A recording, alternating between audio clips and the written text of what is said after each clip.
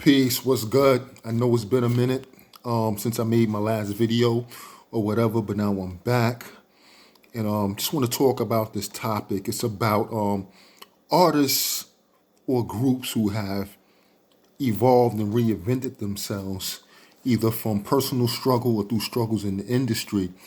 I liken it also to like Vanessa Williams, Black Miss America from back in like '84, where she got caught up in thing was a Playboy scandal or penthouse scandal or whatever, and they posted her pictures, and she had to turn in her crown. Then boom, she reinvented herself, became a singer slash actress, and became very successful. So that's what I'm going to talk about. Some of these artists that I have listed. I'm not going to be very long winded about this. But I just want to mention a few artists that I've noticed that have been on my radar for a while that have reinvented themselves, like I said, through personal tragedy and or struggles within the industry. So the first one on my list is MF Doom. Now, if you remember MF Doom was in a group called KMD from Long Beach, Long Island. And at the time, his name was Zev Love X. And he was in a group, like I said, KMD, with his brother, Sub Rock, and the other member named Onyx. Now, they put out an album called Mr. Hood. This happened to be like maybe in 90, 91. They had a few hit records off that album or whatever. And they were supposed to come out with another album called Black Bastards. But in the process of that, Zev Love X slash MF Doom, his brother got killed or whatever. And I think he might have spiraled into some type of depression or whatever. But years later, he resurfaced as MF Doom and has, developed a cult following. Came out with countless albums under different aliases and has just been successful ever since. He has a huge cult following. So he's one guy or one MC that, to me, has really reinvented himself and came back even stronger. Number two, Sean Price. Now, everybody knows Sean Price. His name was Ruck, and he was in a group called Helter Skelter with his partner, Rockness Monster. Now, the first album came out in the 90s. I think it was like 96.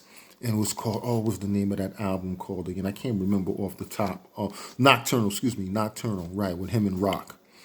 And it's safe to say that Rock held that album down and Sean played wingman. Sean was nice, but Rock he was really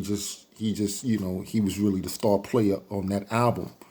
But then I think Sean might have, I want to speak lightly on this, but I think Sean Price had some personal losses in his family. Maybe it was death in the family or something or whatever. So he wound up cutting his hair off and changed his name back to his honorable name, which is Sean Price. And he just came back just with monkey bars and, and I mean, it's safe to say like he got better than Rock. He was just had more appeal than Rock, and not taking anything from Rockness Monster because he's just that, a monster. But Sean Price was like, he just reinvented himself with, with the ill wordplay, some of the ill things he was saying, the ill metaphors and all of that. So Sean Price is one of those guys. I mean, you got to give it to him. He reinvented himself from Rock to now, Sean Price. So shout out to Sean Price, R.I.P. The next one, Rock Marciano. So Rock Marciano, back in the day was in a group called the UN, which was four guys from Hempstead and Uniondale, Long Island. They put out an album called You In or You Out. All right, they were down with Pete Rock or whatever. And then Rock Marciano went solo and got down with Busta Rhymes, Flip Mode Squad. Now, if you go back and listen to like Rock Marciano's earlier work with the UN, he had a whole different rhyme style than what he's doing now.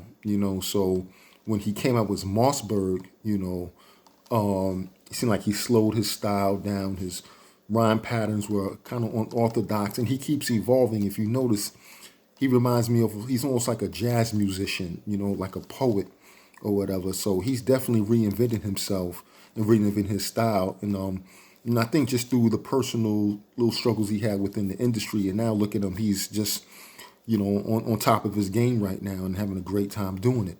The next one, number 4, Jay-Z, right?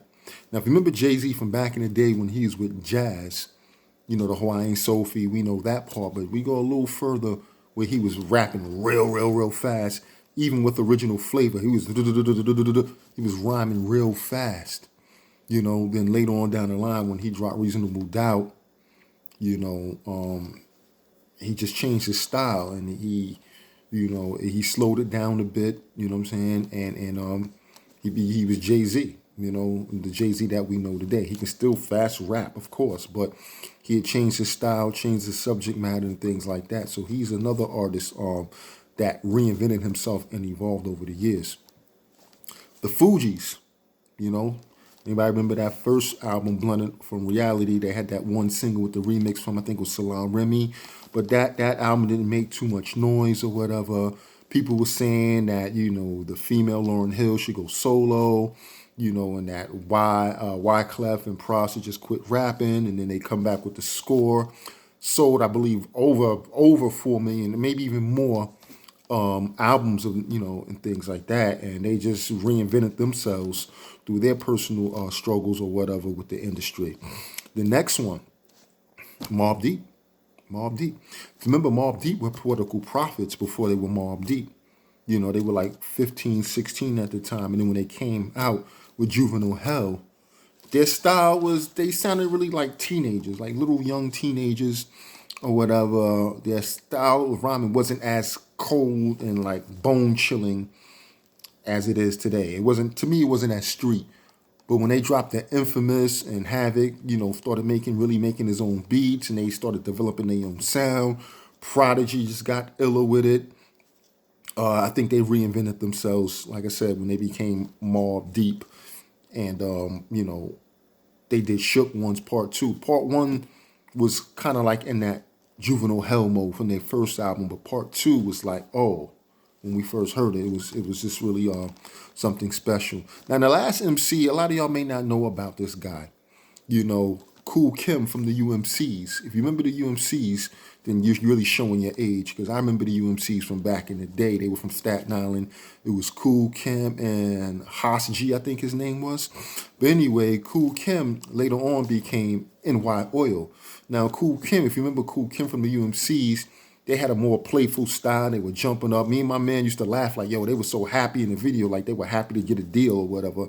But they were dope, though. The UMCs was dope or whatever. But Cool Kim became NY Oil, and NY Oil became very political, dropping a lot of jewels. He had a song called Y'all Should All Be Lynched.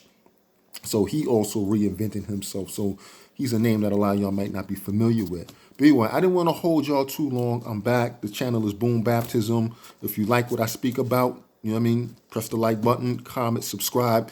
More videos to come, more commentary to come, more beats to come. Just stay tuned. Peace.